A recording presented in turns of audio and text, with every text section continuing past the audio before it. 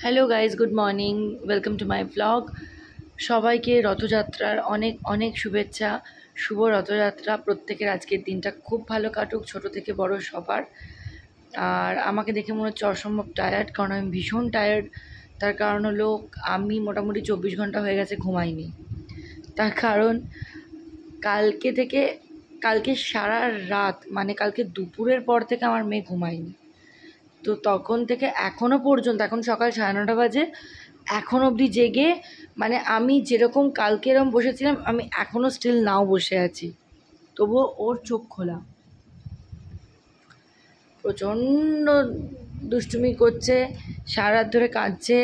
তো এই কারণে আমার একদম ঘুম হয়নি। তো আমি আর ঘুমানোর চেষ্টাও করিনি, কারণ আজকে রথের দিনে বাড়িতে পড়ে পড়ে ঘুমাবো না। তো চেষ্টা করব দুপুরবেলা একটুখানি ঘুমিয়ে নেওয়া, যদি উনি ঘুমান তবেই।